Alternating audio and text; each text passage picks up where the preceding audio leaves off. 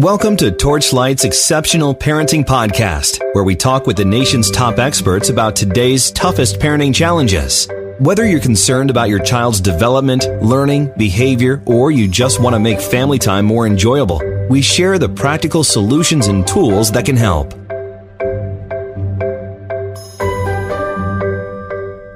Hey everybody, welcome to this episode of the Exceptional Parenting Podcast, brought to you by Torchlight. I'm your host today, Stephanie Boucher, and in this episode, I'll be speaking with licensed independent clinical social worker Gena Rotas. As a psychotherapist, Gena has spent many years helping adults, children, and families improve their relationships by developing better, more loving communication skills and thrive and flourish in their lives through personal growth, stress reduction, and unconditional self-love.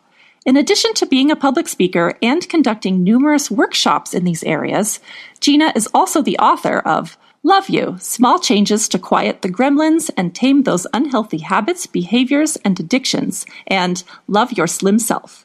In this episode, we'll be discussing some ways in which better communication can help you strengthen the bond you have with your child. Over the next half hour or so, we'll talk about the most common complaint parents have when communicating with their kids, the most common complaint kids have about their parents, and we'll offer some practical techniques for getting your child to listen to you. Now, just a quick reminder that if you're not currently a Torchlight user, as offered in your employer's benefit plan, but you would like to be, then you can ask your employer to call us. They can find our information on our website, which is www.torchlight.care. Again, that's www.torchlight.care.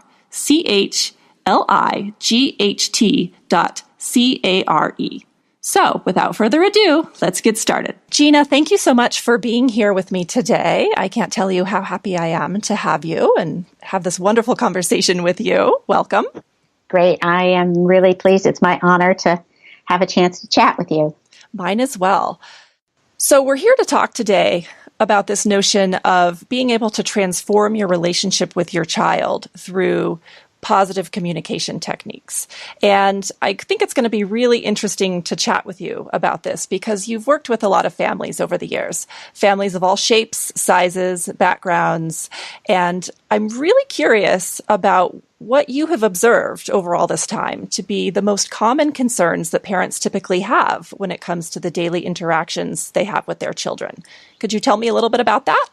Yes. So strangely enough, many of their concerns kind of circle around achievement, their behaviors, sometimes the sibling difficulties that are going on, that they really want the best thing to happen for their kids. And they spend a lot of energy and time kind of managing their kids to make sure that they meet the expectations, which lets them or prevents them from really connecting to the kids.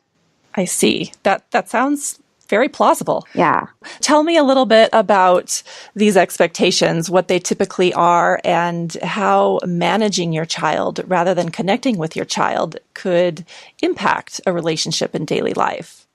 Yeah, it seems like many of the families have a lot of things on their agenda. So true. Expectations with sports and music and activities and friendships, sleepovers, play dates, and the scheduling gets a little hairy and kind of hysterical.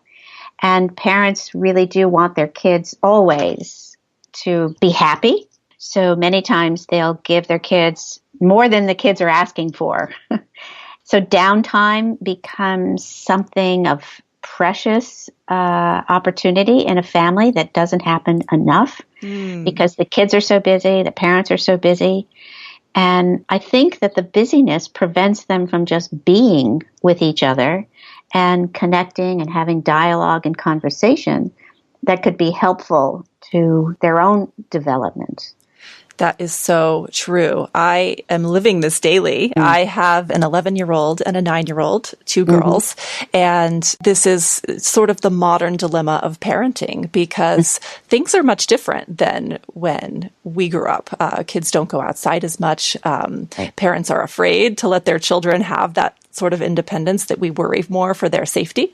Right. And technologically speaking, society's just so much different. So kids don't have the freedom to just go out and be kids. And as a result of that, we don't want them sitting around playing with their video games and their iPads all day. So we try to keep them very busy as a means of making sure that they're doing something that we deem as healthy. It's very true that life is far more chaotic than I ever remember my childhood being. Things just seemed so much more simple. Yeah.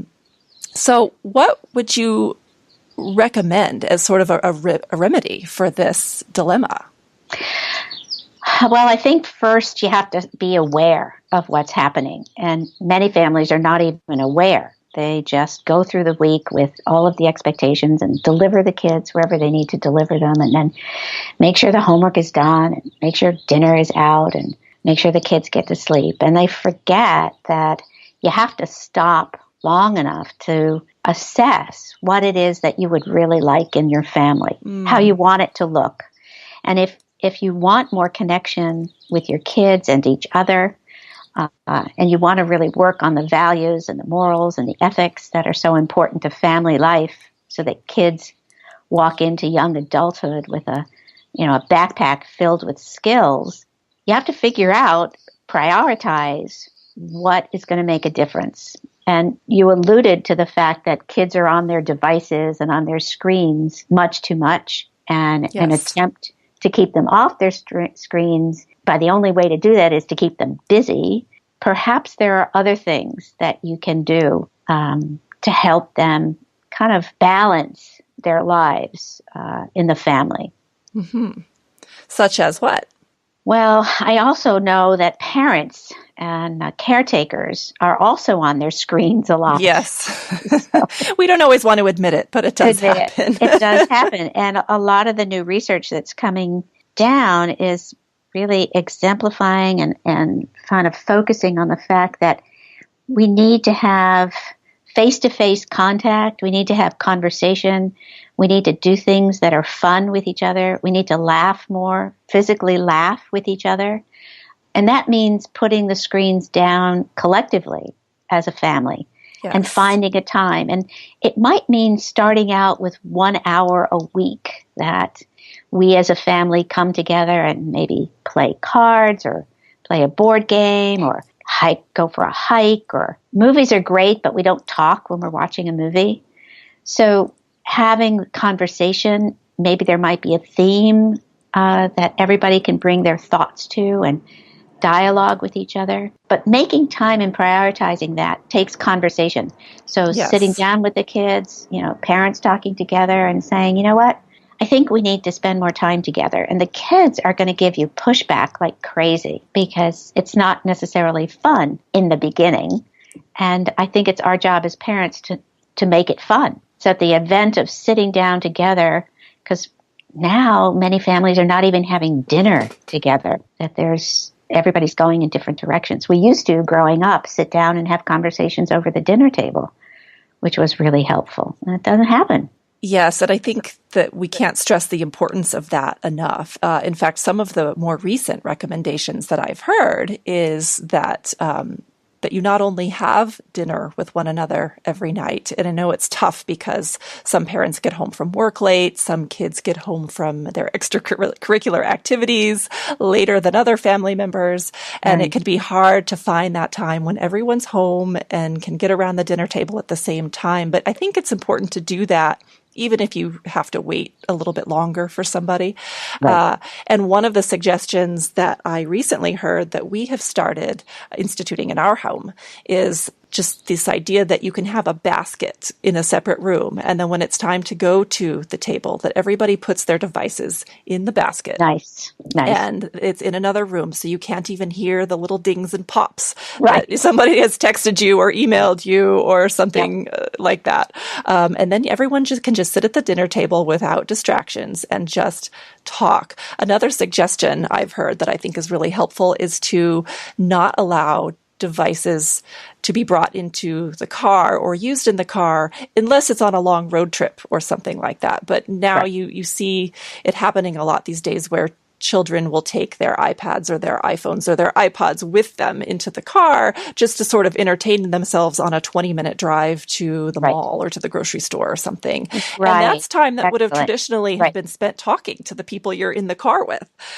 So I thought that was an interesting notion as well. Sure. And you can get the kids involved with, maybe thinking about an important question that they might have, and you could gather thoughts that you could pick out a question when you get in the car together and say, okay, now we're going to talk about whatever it might be. And everybody's got an opinion. But unless you say, like you say, put the devices down and request interaction and dialogue, the kids are not going to do it. And I like to remind parents that you really are in charge. You're the guys who run the show. And when they get to be parents, they can do it differently. But you don't have to feel guilty about limiting the time, requesting that they leave the devices.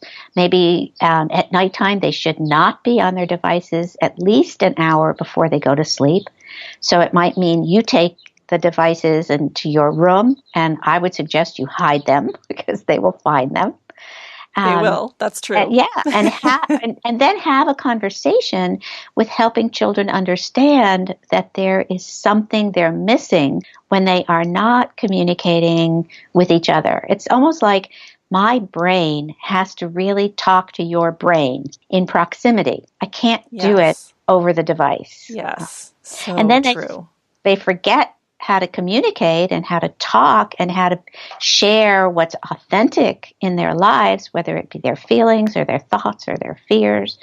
They forget how to do that because they spend so much time doing it through texting or Facebook, any of those other things. Or they're not learning it in the first place, because the place that we first learn how to communicate with others is from our parents. So if we're not giving them opportunities to interact with us as much as small human children should be, then they're not going to know how to do it when they get out into the world. So I think that's something worth thinking about as well. Right. You are creating in your home almost like a laboratory of experience, preparing these beautiful little beings that you brought into the world to become amazing grown-ups and adults with incredible values and ethics and morals. And unless you have that interaction with them, you have left them to the devices of cyberspace.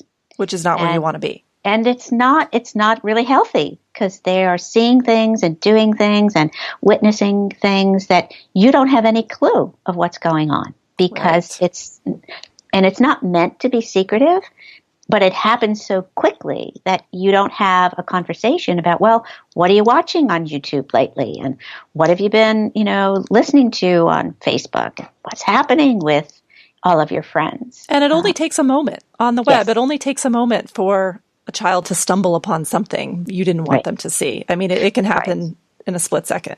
Right. And unless you have already set up the foundation of dialogue and trust and safety in your family, they don't even think to bring that to your attention. Sure. So now you can't even have a conversation about what might be healthy or unhealthy in what they're doing out there in the big world. Yeah, because you're not involved. So kind of shifting this over to behavior, how might this lack of communication that parents and children are experiencing on a daily basis, how might it affect a child's behavior? Because one of the common things that I hear from parents is, if I could only get little Johnny to listen. It doesn't matter how much I say, clean his room or pick up his things or, do this or do that. I can talk till I'm blue in the face. He just won't listen to me. He doesn't, how can I get my child to listen? That seems to be a common thing that I hear over and over again amongst parents. So does that tie into, in your opinion, this lack of communication and this lack of bonding? Yeah, the bonding, I think, is really important, and connection. And we don't put a lot of energy, effort, or vision in how do I connect with my kids, because one of the complaints that kids have is that they always want me to do something. I've always got to do the chores. They're always on my back. They're telling me what to do and not to do. And what happens is children turn off their hearing they really don't hear you the first time or the second or the third. Or the ninth. Or the ninth. And your frustration starts that you get angry. And now they see you getting angry and they have no clue why you're angry. And now there's broken down communication and you can't come together with the energy of what needs to actually take place. So before you get the kids doing the chores and doing the things you want them to do, you have to hear what it is that's important to them. So maybe before we get kids to listen, we as parents have to learn how to listen. I love that. Right, which means you have to be quiet. You have to stop talking and ask in very open-ended questions. Tell me more about what it is that's stopping you from taking out the garbage. Mm-hmm. We agreed last week that would be your chore. What do you think is happening that doesn't let you do that particular chore? And maybe have a conversation. And then I've also urged parents to go back to retraining the skill you want them to deliver. Because if you're reminding kids over and over again, they need to be retrained, which sounds a little bizarre, but I would suggest like on a Saturday morning, you practice taking out the garbage, but you make it fun. Maybe we're playing some loud music or we're, singing some songs, but we take out the garbage 3 or 4 or 5 times until I get the idea that taking out the garbage means I have to grab the bag, I have to take it into the garage, I have to put it in the trash bag, and then I have to put the cover on it. And I do that a number of times. Or if I coming in from school, I have to empty my backpack, I have to put it on the hook, I have to empty my lunchbox, and I practice doing it because kids don't remember the first time, and we forget to teach them exactly how to do it, and we also don't recognize them when they do it.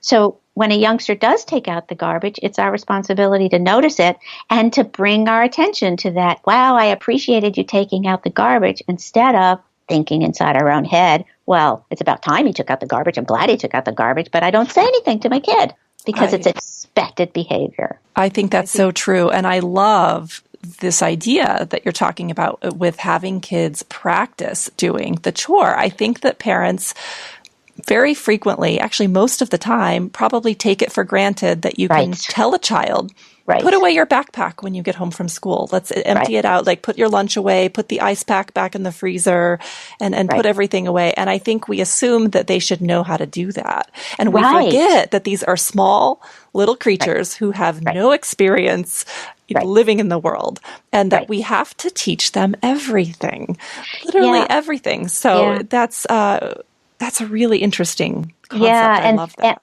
What happens with kids is they hear you talking, but they don't hear the message or the words. It doesn't compute in their heads. And so then they say, okay, and you think they heard you, they processed it, and they're going to deliver the activity. They just say, okay, but they get you off their back. Don't ask me again. It's similar to what we as adults, if you're driving down the highway or you're driving through a town, you notice that there's a speed sign there. And maybe another mile down the street, there's another speed sign, exact same speed limit. And then there's another sign and another sign. So as adults, we are reminded over and over again what the speed limit is. And how many of us have gotten speed tickets, right? Many. We don't pay attention to the speeding sign, but we don't have the patience to repeat for the kids information that's going to help them deliver the behavior. It's not until you've paid a couple of $100 in speeding tickets that you're a little bit more aware of your speed limit and you pay attention to the speeding signs, or at least you're more cautious about the traffic cops who are, out there with the radar. Yes, that's very true. But we break the rules all the time. We do. And we don't have patience for our kids. Well, I think that that's just a really great thing to remember. So I think that what we can sort of take from that and extrapolate there is that instead of just going and, immediately getting upset with your son or daughter because he or she has not done the chore that you've asked of them, to number one, start asking questions, have some open dialogue about it in a really friendly way, to kind of get their feedback. Right, because you want to connect with them first. Connect with them it's first. like reconnect. When they're misbehaving, the connection has broken. They don't feel connected to you. Yes. So you want to figure out, how can I connect with my kids? And it might be, hey, Jimmy, come on over here and just sit with me for a minute. And now I physically have him close to me. I can feel the connection emotionally. He knows I'm not going to get angry and yell at him, but he feels connected. Right. And now let's have a conversation. And it might take time to do that, which means I want parents to slow down. Just slow down. There really is no rush. And if you're going to be late to the practice or going to be late to the meeting, it's okay. It's okay, because reconnecting with your kid is more important than anything else. Definitely true. Definitely true. So that makes me think of, a phrase that we hear a lot here in the world of special education, which is all behavior is communication. And I think that you've sort of touched on that there, which is this idea that if your child is not listening to you, then that is a form of communication that somewhat tells you you don't have a connection at that moment. And that's the real problem. Yeah. And if your child is not listening to you, you have to own the fact that you're not saying it right. Yes. So you have to relook at, how am I delivering that information so that he will hear it? It might mean as simple as, hey, Jimmy, I am so proud of you. I love you. You are such an amazing kid. I'm so glad you're part of this family. And would you help me take the garbage out? Yes. And so he's going to hear how important he is in your life and how connected you are with him as his parent. And now he's more invested in doing something that's helpful. Exactly. Yeah. Exactly. Love that. Yeah. So if a parent starts to practice some of these concepts, if they start connecting with their child when they're trying to ask something of them, if they start making more time in each and every day to connect to their child and talk to their child and listen to their child, probably even more importantly, what types of changes can one expect to take place in the family over time? Right. And I think what you're getting to is what we really want in our families. And that is, it's a safe place to practice all of the skills, negative and positive, in order to feel comfortable enough to take them out into the world. And if I have a safe place and I'm accepted for who I am and unconditionally loved, which is a great way to look at the family dynamics, then I'm willing to take a risk. And sometimes the kids take risks that are very uncomfortable for parents, and they squash that enthusiasm for risk-taking. But allowing kids to try their creativity, to try their imagination, to experiment with how they interact with someone. And that's why I think sibling rivalry is really a positive experience, because when brothers and sisters are fighting with each other, they're fighting with each other because they're trying to figure out, how do I communicate with someone I don't agree with? Yes, I have that. I notice that all the time with my girls. So I'll fight with somebody, but parents can coach the dialogue. Even if you have to put them at the other ends of the dining room table and say, we're going to talk this out until you come up with a solution. That's great training for how to talk to somebody that you disagree with in school or later on, and maybe even with a teacher, because you've had experience of having a dialogue exchange with someone that you don't agree with, but in a safe place. It's funny. I always say that having a sibling is a little bit like being prepared for marriage in a way, because it's this person whom you live with and who is with you all the time and you love dearly, but sometimes they drive you crazy. But you have to just learn to work it all out because you're always with each other.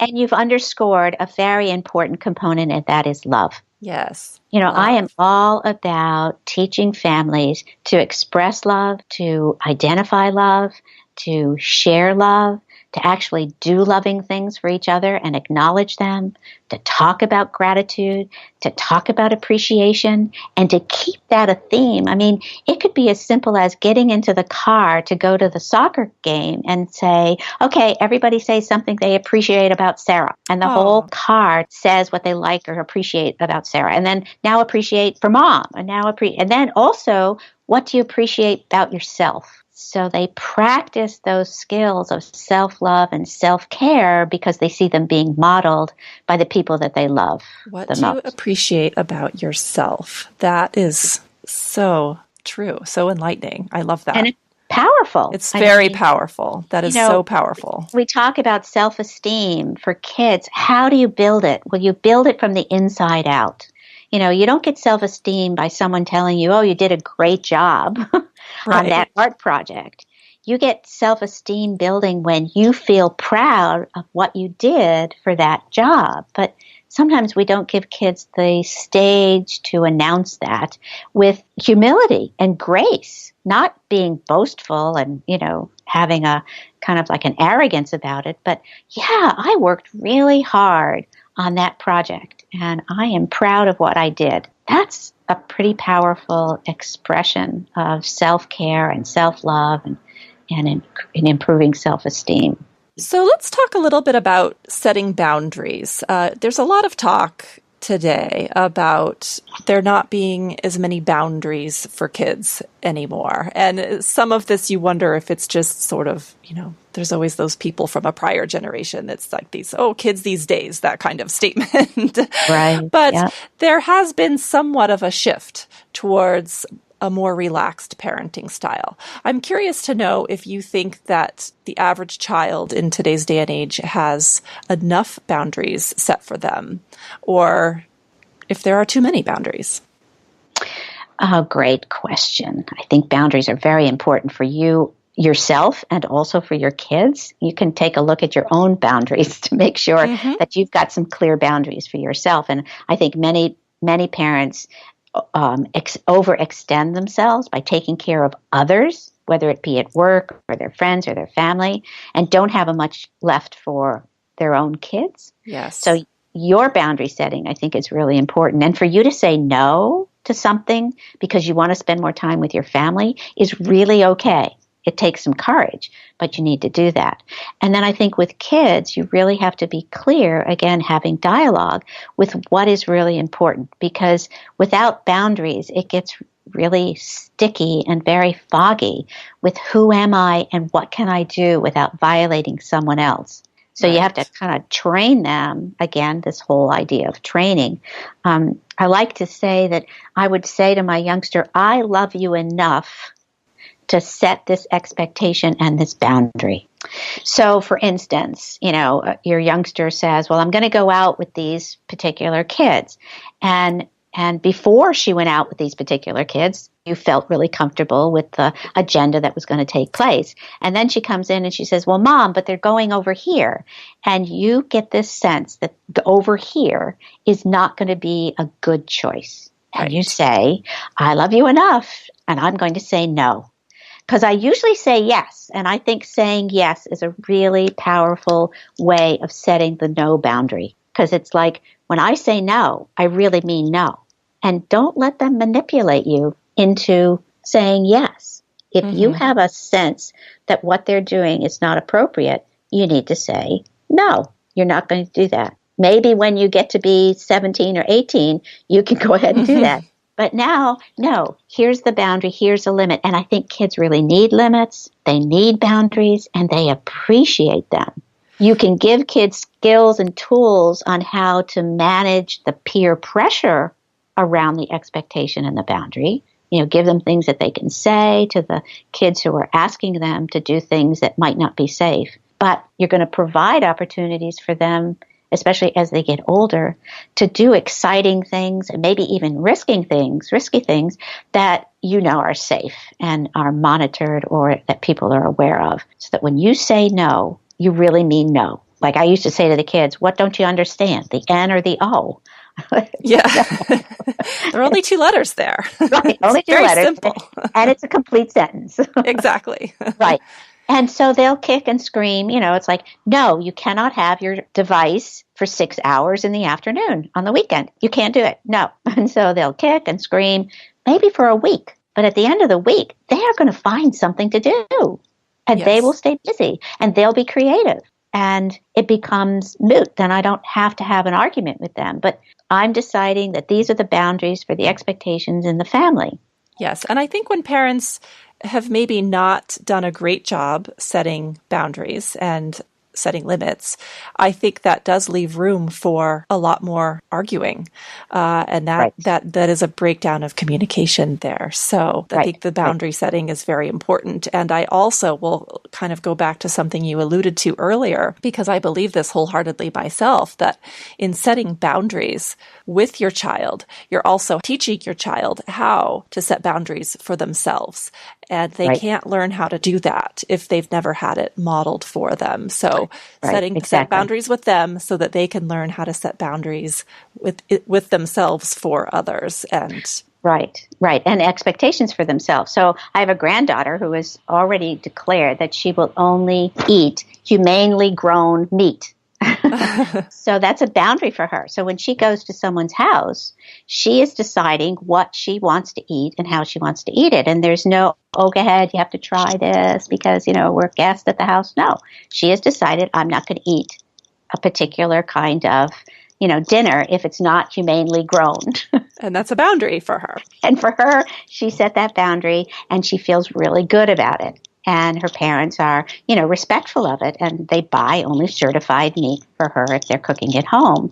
And she will ask the person who's making the meal at the house, is it certified humane? And if they can't answer, without a doubt, yes, she'll choose something else on the platter or not eat.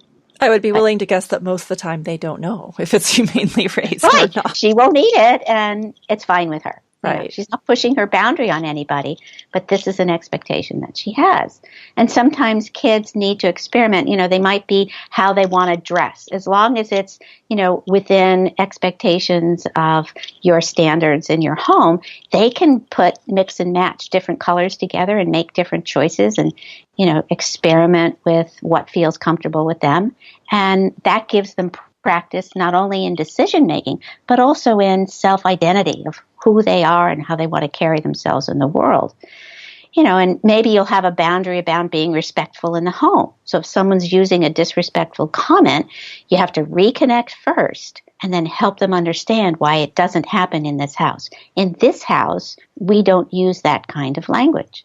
Yes. And I always find that it helps a lot to explain the reason for the boundary or for the rule or the limit, because nobody wants to just follow a rule blindly just because somebody who is in a position of power over them told them to. We like to know why. We're curious and we want to know why we do the things that we do. So just making that little adjustment in your explanation of the boundaries can really make a difference.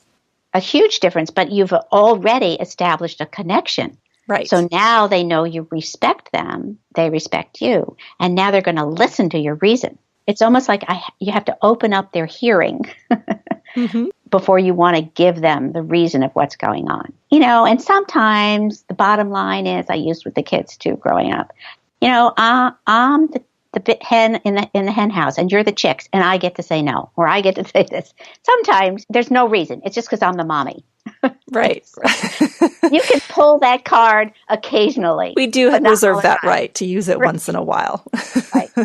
Right. And they'll listen because they feel connected, they feel loved, they feel nourished, they're respected, and this is a house where they trust and they feel safe.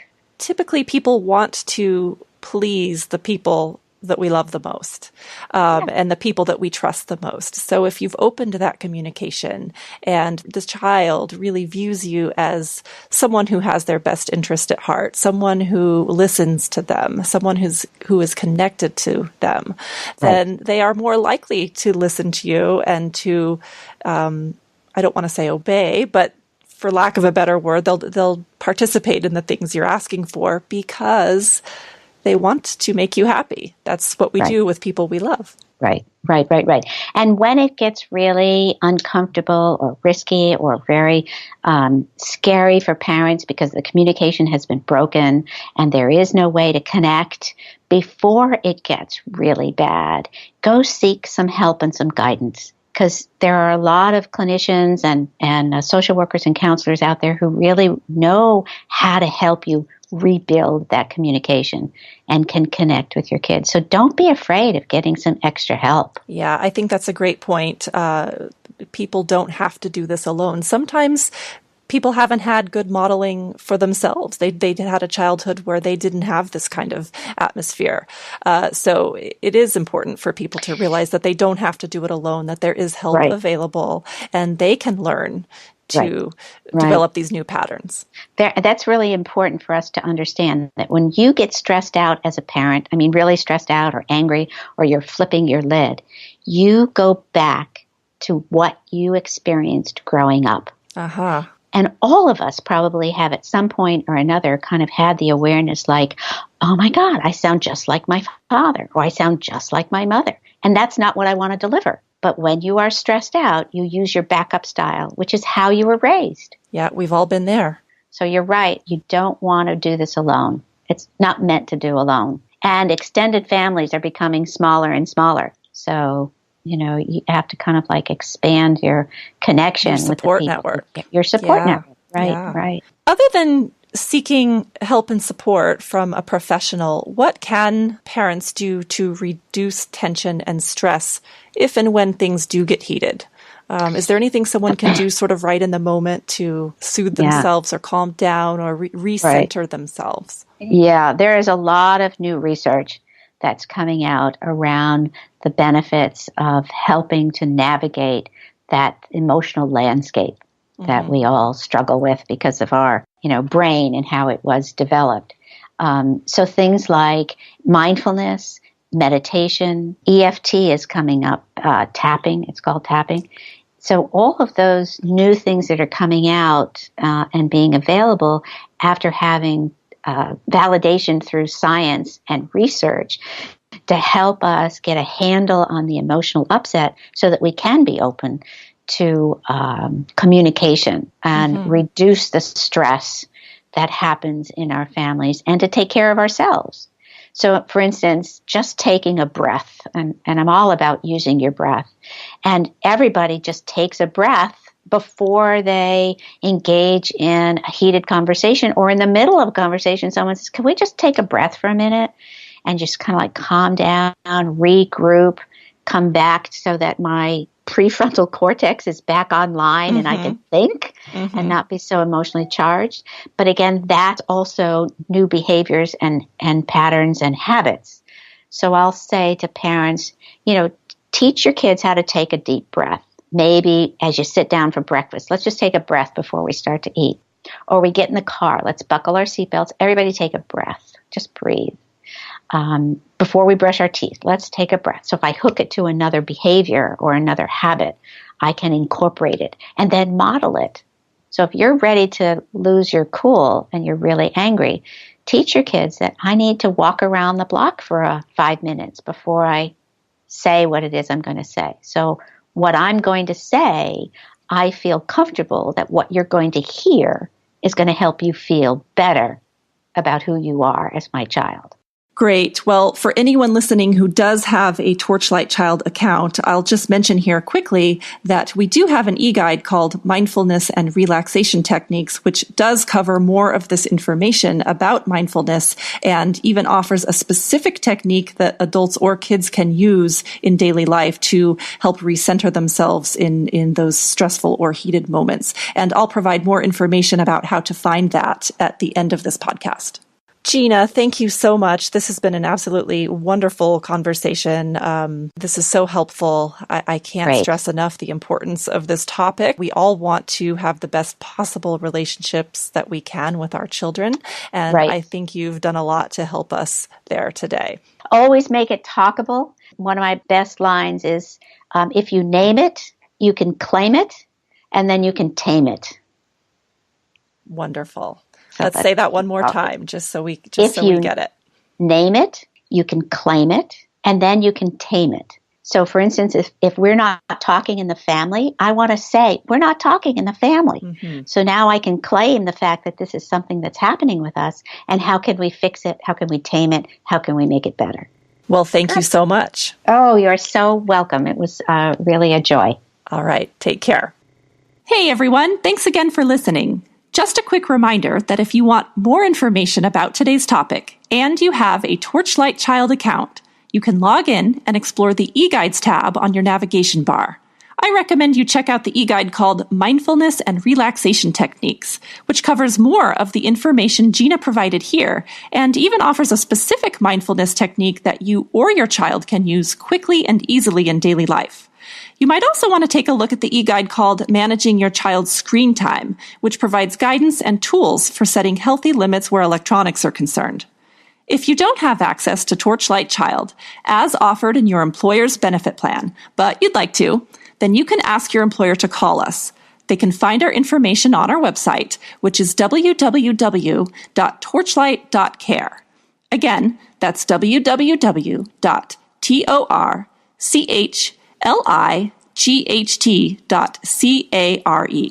Take care for now, and see you next time. Thanks for listening to Torchlight's Exceptional Parenting Podcast. Find this and other episodes on iTunes, Spreaker, and Podcast Go. If you're interested in bringing Torchlight Child or any of Torchlight's other caregiving products to your workplace, please contact info@torchlight.care. That's info@torchlight.care.